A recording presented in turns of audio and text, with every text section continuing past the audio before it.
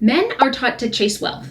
Women are taught to save money on coffee? Have you ever wondered why financial advice is so gendered? The truth is, we teach different lessons about money to men and women. Today, I'm going to walk you through 5 money lessons that no one teaches women so that you can start building wealth on your terms. No shame, no guilt, and no playing small.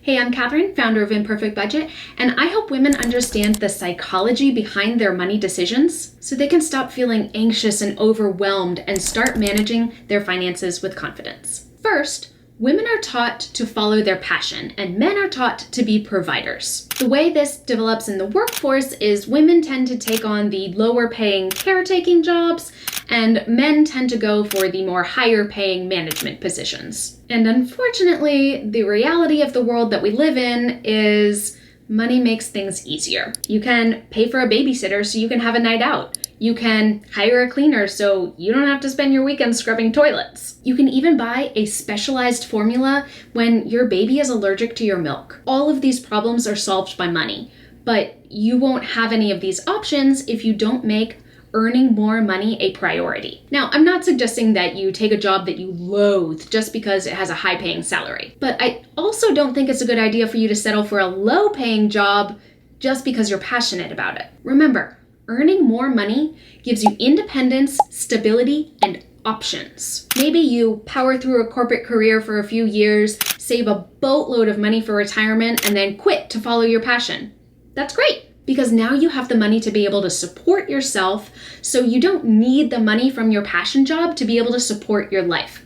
I love that for you. But you're never gonna have that option if you spend years or decades working a low-paying job that barely even covers the bills. Now, even if you're a woman that was taught to prioritize earning, you probably still heard things like, make enough money so you can protect yourself, or earn lots of money so you can take care of your family. Women are taught that the reason to pursue wealth is to protect ourselves and provide for others. We're told that going after wealth for anything beyond basic security is self-centered. Now, don't get me wrong, one of the best things about building wealth is the safety net of being able to provide for yourself and others. But men don't get this messaging. No one teaches them that building wealth is selfish, and no one questions their motives when they pursue it. For women, even something as insignificant as a $4 cup of coffee is shamed because we're not supposed to want nice things. If this concept is totally new to you, I'm giving you a permission slip right now. It's okay to want more than just enough. You're allowed to want freedom, beauty, ease, even luxury without needing a reason to justify it. Your money doesn't need to just be about safety and survival. It can also be about pleasure and joy. So as soon as you unlearn those cultural messages telling you to feel guilty for wanting more, the sooner you'll be able to turn your big dreams into reality.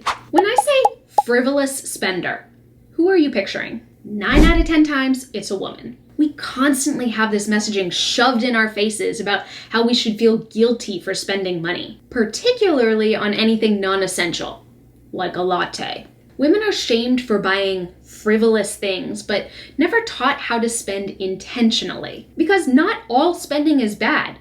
Only mindless spending is. If you're walking through Target, popping cute things into your cart left and right, that's mindless spending.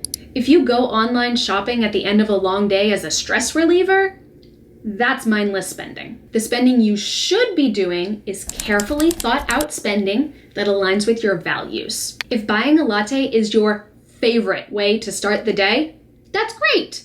Do it and don't feel guilty. If you love going to new restaurants with your friends or your partner, then go. Enjoy every bite with no shame. You don't need to feel guilty for spending your own money on things you love. So next time you go to buy something, just ask yourself a quick question. Why am I buying this?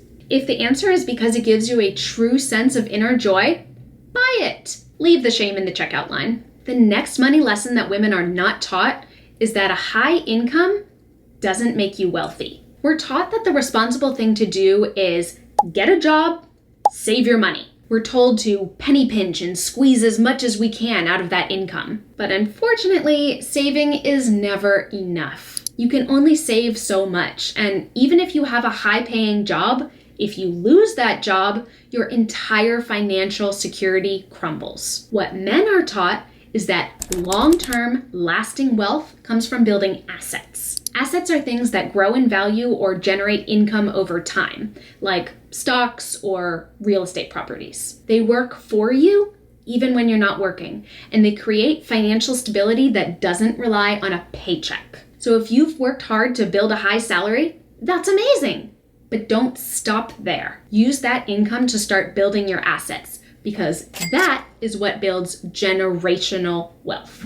As women, we're taught that we're supposed to be the rock in others' lives. As wives, mothers, daughters, and friends, we're taught to be a constant support to others. So it's no wonder we're risk averse. If you take a risk and it fails, you've not only let yourself down, but every other person that relies on you. Playing it safe might protect you for the short term, but over the long term, it will hold you back. Men are taught to embrace risk. They learn how to calculate risk and reward, and they use that to their advantage. Men take bigger risks in their jobs, leading to better positions and higher salaries. They take bigger risks in investing, leading to larger gains and more financial growth. Now, I'm not suggesting that you just dive into the deep end and start options trading and investing all your money in crypto or something. No. But whether it's changing careers, starting a business, or investing for the first time, any meaningful financial changes you make are going to involve some risk. And if you wait because you want to play it safe, well, you might miss out on a life-changing opportunity. You don't have to be reckless.